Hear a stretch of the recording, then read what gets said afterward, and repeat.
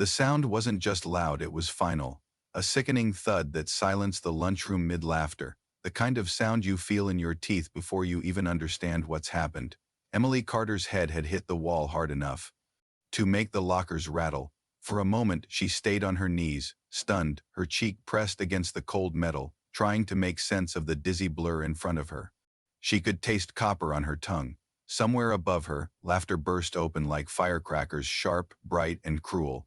She'd been at Brookwood High for barely 2 weeks, long enough to learn the unspoken rule: keep your head down, stay out of the way, and maybe the sharks won't notice you.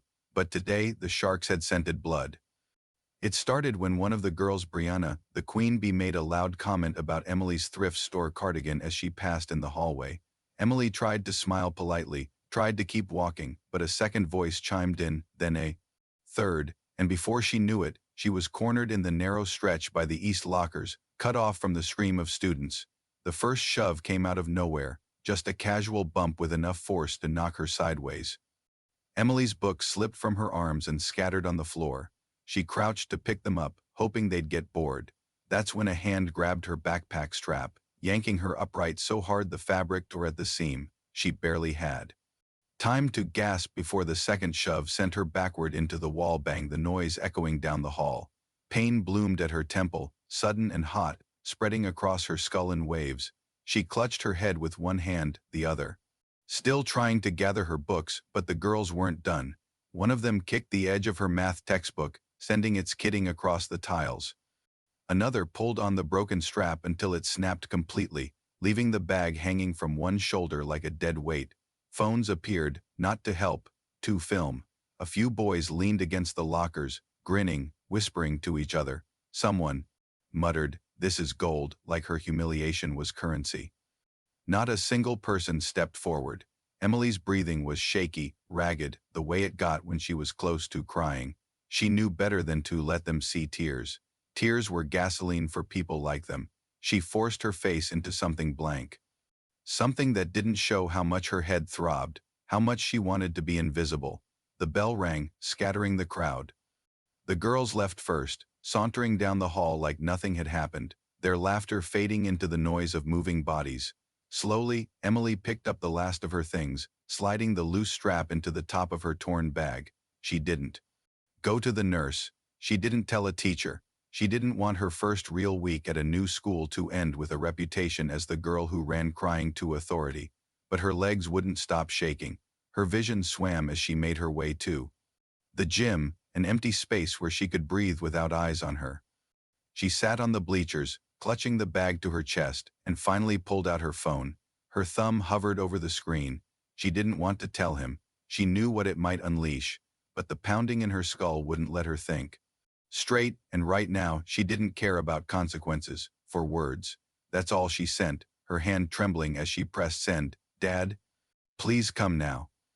Mark Carter's phone buzzed once, for words lit the screen. "Dad. Please come now." He was halfway through tightening a bolt on a customer's truck at the garage when he read them. By the time the wrench clanged onto the concrete, he was already out the door. He didn't call back. He didn't text. He didn't need to. It had been years since Mark had walked the halls of any school, and the memories weren't the good kind. He'd been the kid teachers whispered about, the one security kept an eye on, the one with more fights than homework assignments. He thought those days were behind him until he saw those words from Emily. There was no force on earth that could have kept him away. He parked crooked in the visitor lot, killed the engine, and climbed out without locking the door. The school's front office was a rectangle of glass and buzzing fluorescent lights. Behind the counter, a receptionist with reading glasses and a pleasant smile opened her mouth to greet him. "Sir, can I help?" But Mark didn't slow down. 6'3", shoulders like a wall, boots hitting the tile in a steady, heavy rhythm. He wasn't here for polite introductions. His eyes were locked straight ahead, scanning the halls like a soldier moving through hostile ground. The receptionist's voice trailed after him, uncertain now. "Sir, you need to." He turned the corner into the main hallway, and the effect was immediate. Students glanced up from their lockers, then quickly stepped aside. Conversations stuttered. Even the ones who didn't know who he was seemed to understand instinctively. This man was not here to hand out cupcakes at a PTA meeting. Mark found her in the gym, tucked into the far corner of the bleachers like she was trying to fold herself out of existence. Emily had her knees pulled tight to her chest, hair hanging down like a curtain, her torn backpack strap clutched in one hand. It took him less than a second to spot the bruise forming along her temple, angry and red against her pale skin. He approached quietly, but not so quietly that she didn't look up.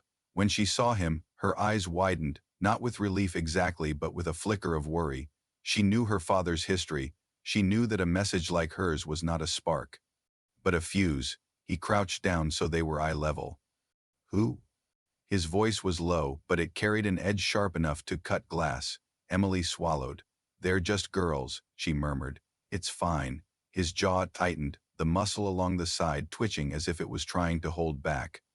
The storm building behind his eyes. He reached out, brushing her hair back gently to see the bruise better. His hands, calloused from years in the military and the garage, were surprisingly careful.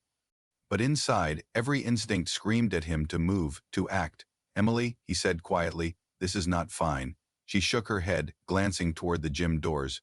I don't want you to get in trouble. It's not worth it. Mark straightened slowly, scanning the empty gym. It's worth it, he said, the words like stone. For a moment, neither of them moved. The air between them was thick with everything they weren't saying, the fear in her, the fury in him, and the unspoken promise that whatever had just happened wasn't going to fade quietly into the background. Then, without another word, Mark turned toward the hallway. His boots echoed against the gym floor, each step carrying the weight of a man who had decided exactly what came next.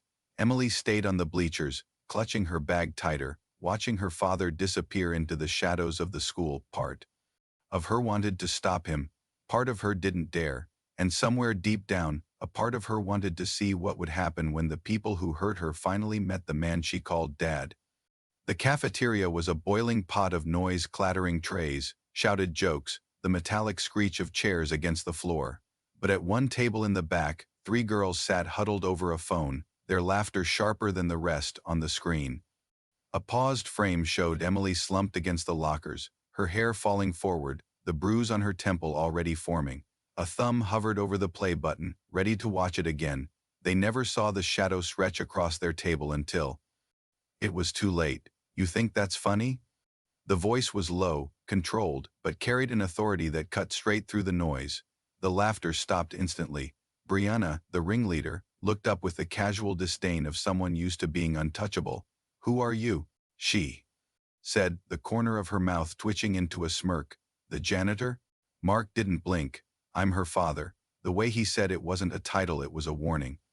His gaze moved from one girl to the next, lingering just long enough to make each of them drop their eyes. And you're going to stand up.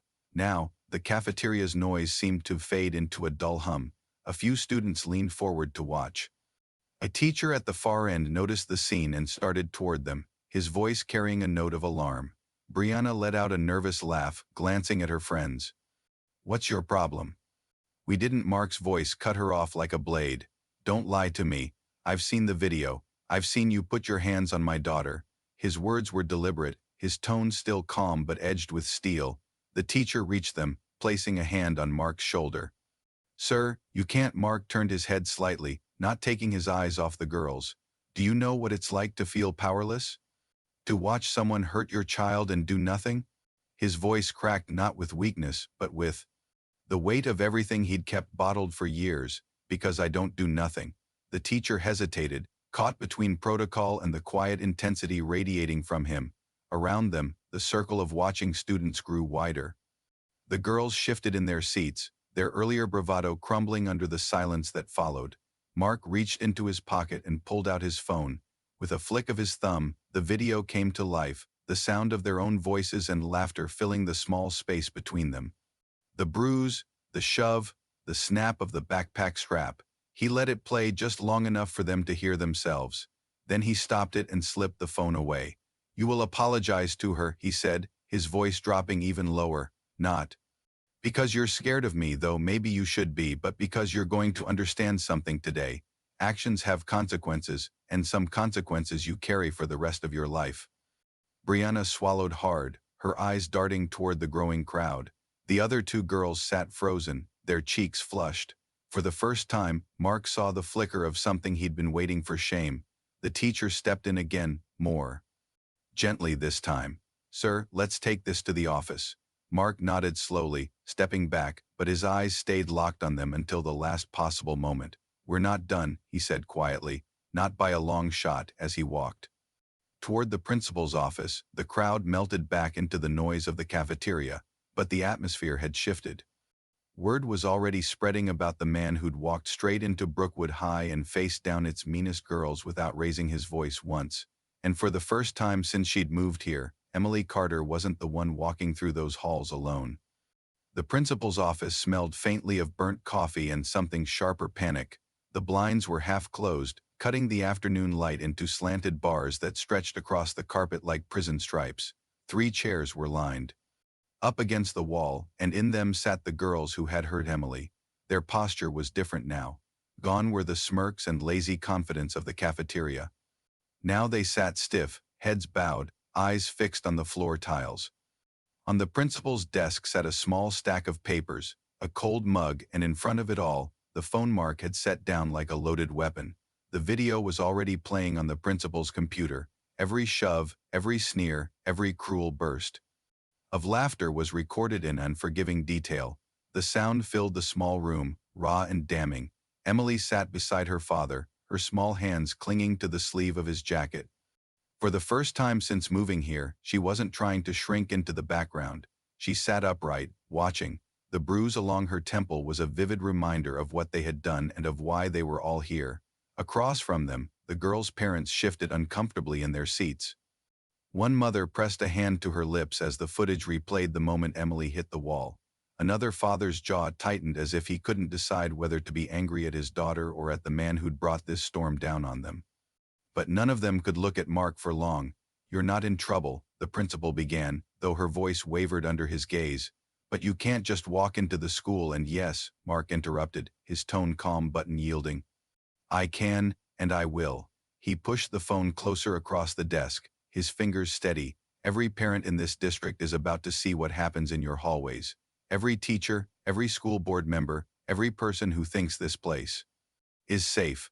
The principal flinched, not at his words, but at the truth in them. She tried to speak, but Mark leaned forward, his elbows on his knees, his voice low enough that the threat wasn't in the volume but in the certainty. "You have a choice.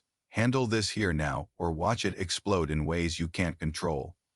The girls' parents exchanged glances, their earlier irritation dissolving into something closer to fear.